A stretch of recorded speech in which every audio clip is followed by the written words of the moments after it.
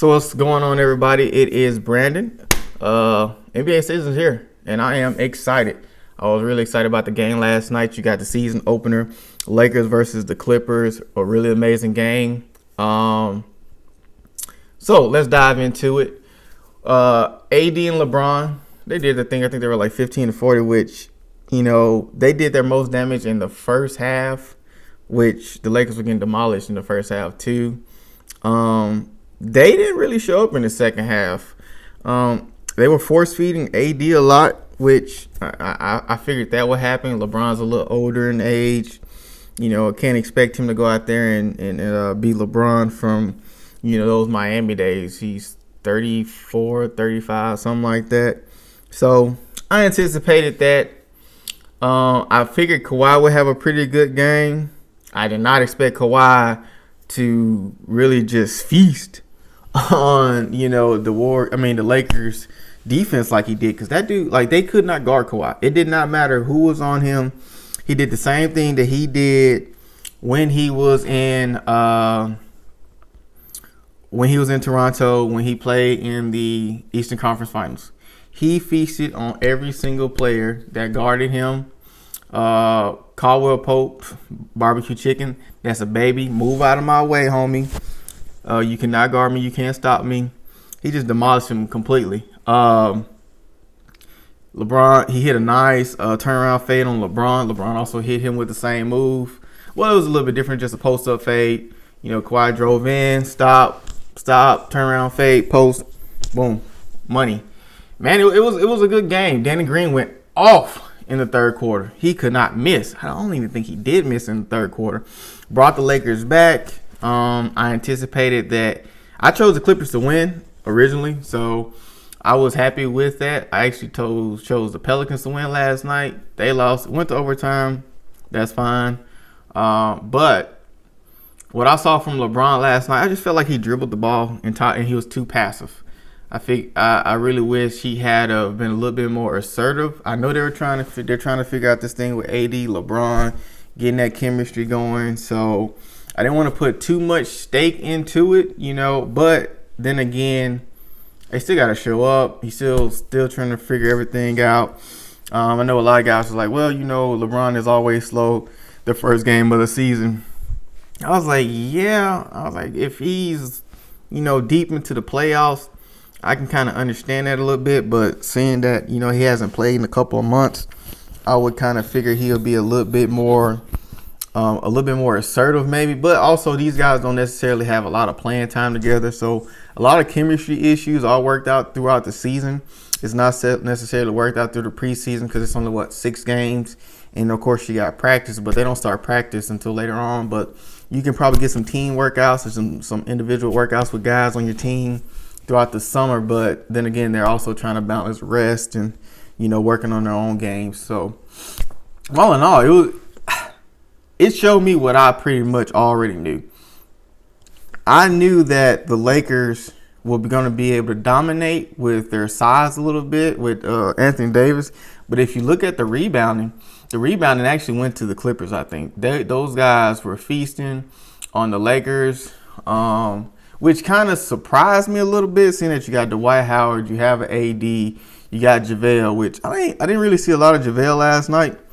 I saw a lot of AD, but I also wasn't paying attention to what JaVale was doing because he didn't do anything.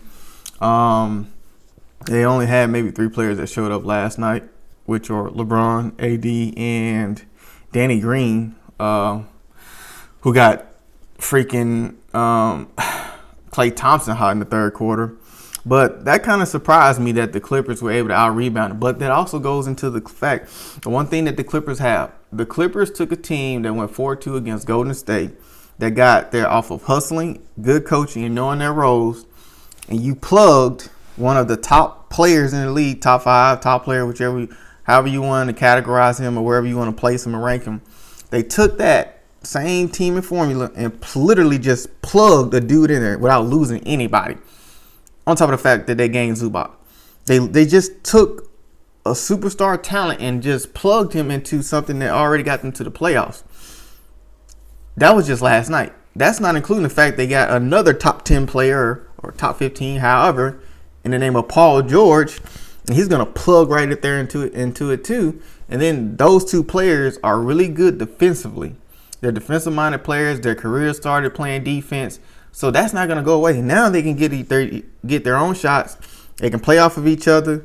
You know, well, the one thing that should be scary is the fact that Lou Williams waved off Kawhi Leonard. He just waved him off last seconds of the game. Like, no, I'm gonna take this. That should be scary, not to the Clippers, but to other teams, for the simple fact that you have a guy coming off the bench, or he could start at some point, but you got a guy coming off the bench that is that damn confident in the last seconds of the game.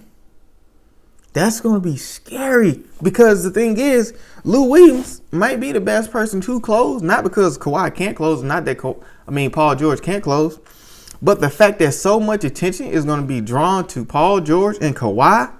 Oh my goodness. And Lou Will was like, he's a walking bucket. Those mid-range shots he was hitting last night, killing them in the pick and roll. I was like, goodness.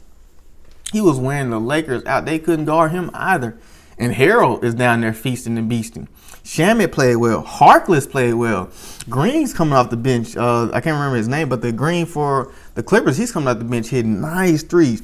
Every time the Lakers will go on a road where Danny Green got hot when they took LeBron out, the Clippers did not falter. They answered back, and they controlled the game the entire time. Even when Danny Green got hot, the Clippers didn't just stop scoring. He was just hitting a bunch of threes, so incrementally they caught up. But the Clippers were in control of that game the entire time. Pat Bev was a pest. He's everywhere, all up in LeBron, clapping. Like, Lou Will had to kind of bring him down a little bit. You know, he punched Doc Rivers in the stomach. That dude was animated last night. And Kawhi took the challenge of guarding LeBron out past the three-point line. He's like, I'm guarding this dude. To me, that says a lot about your team. When your best player is willing to guard, that team's best player, second best player, the players that is going to get the ball, he's not going to just, run around some screens and maybe like this. You got to guard this guy across screens where he's still having the ball. He's driving. He's doing this. He's doing that. He's facilitating the offense. He's getting everything going. He was like, no, I'm guarding this dude. One-on-one. I got him. Of course, LeBron, run screen, get him off of him, get like Harold on him. But the thing is, hell, Kawhi will still help out on that defense. And Harold is long and athletic enough to not guard LeBron on the perimeter, but he can stick with him a little bit, and kind of deter him from doing some of the things that he may do against a less athletic or a big that isn't as quick on his feet. But man, really good game. Really good game last night. So that's all I got for that. I'm going to talk about some of the picks I got for tonight. So the big ones are, who is it? It is Nuggets and Trailblazers, and it is Celtics and 76ers. Let's see. I'm going to go with the 76ers. I think they're extremely big. Got a big front court, back court. I think Ben Simmons is going to be a difference maker. And with the Nuggets and Trailblazers, ooh, that's tough. I'm going Nuggets because I think they may have something to prove because they lost to the Trailblazers. So I'm going to say 76ers and Nuggets. Yep.